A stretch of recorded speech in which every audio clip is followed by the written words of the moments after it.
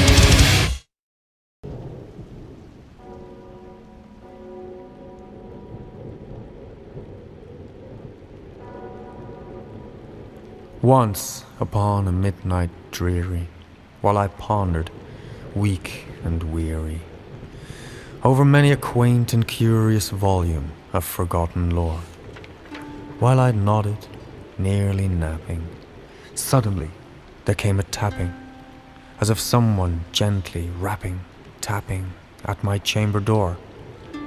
"'Tis some visitor," I muttered, "tapping at my chamber door.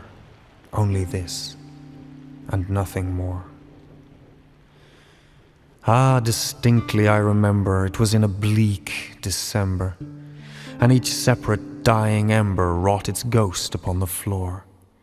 Eagerly I wished the morrow, vainly I had sought to borrow from my books surcease of sorrow, sorrow for the lost Lenore, for the rare and radiant maiden whom the angels name Lenore, nameless here forevermore.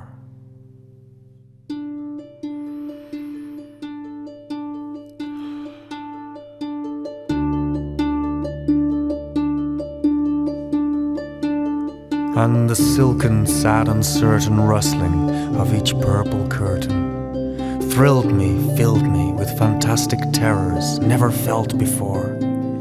Presently, to still the beating of my heart, I stood repeating, "'Tis some visitor entreating entrance at my chamber door. Some late visitor entreating entrance at my chamber door. Merely this, and nothing more."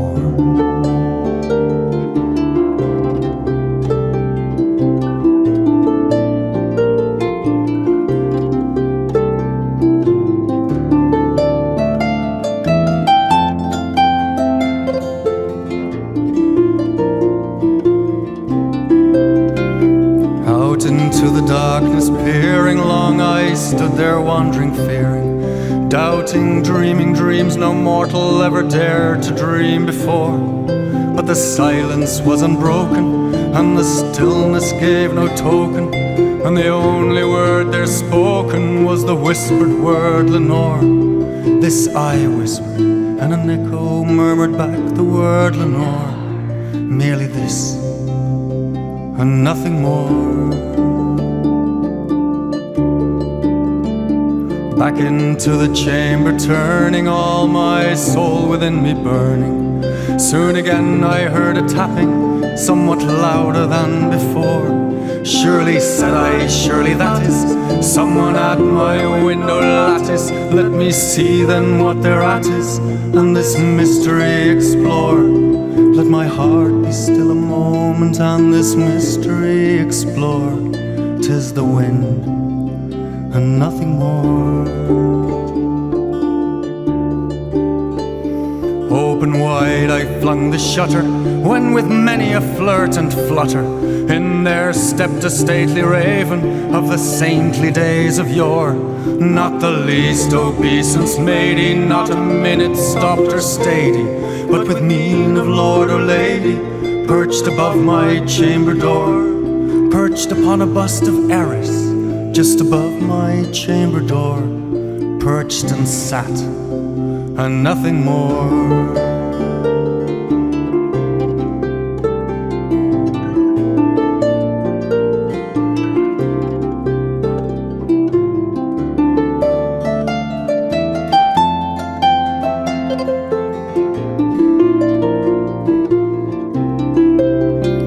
Soon that ebony bird beguiling my sad fancy into smiling, by the grave and stern decorum of the countenance it wore.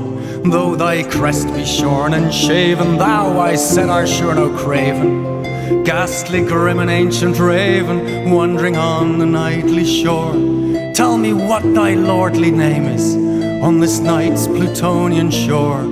Quoth the raven, nevermore.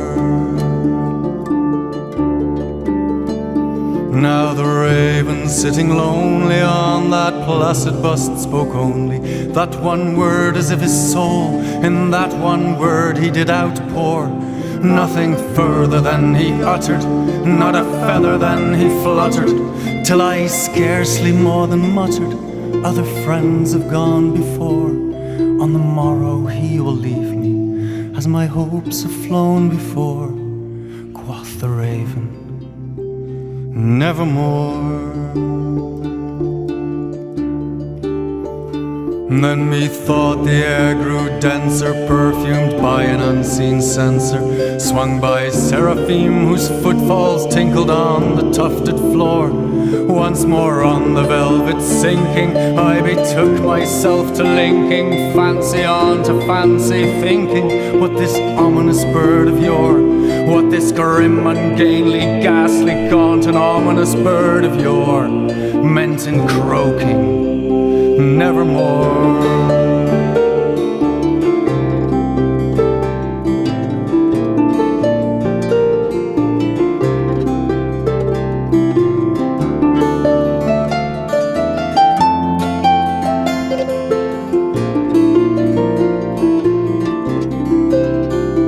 Prophets said I thing of evil, prophets still if bird or devil, whether tempter sent or whether tempest tossed thee here ashore, desolate yet all undaunted on this desert island, chanted on this home by horror haunted.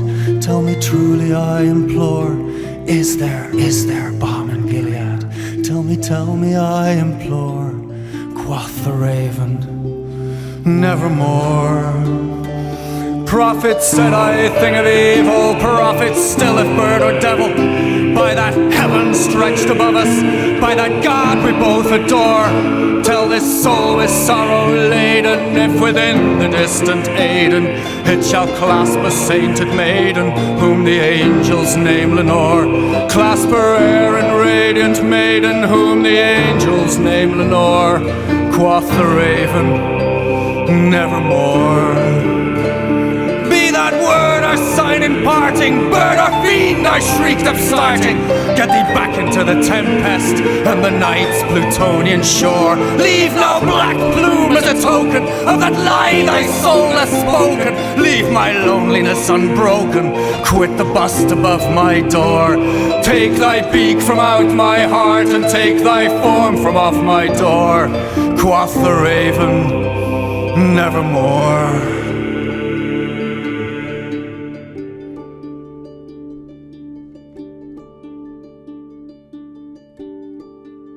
Now the raven, never flitting, still is sitting on the pallid bust of Eris, just above my chamber door, and his eyes have all the seeming of a demon's that is dreaming, and the lamplight o'er him streaming throws his shadow on the floor, and my soul from out that shadow that lies floating on the floor will be lifted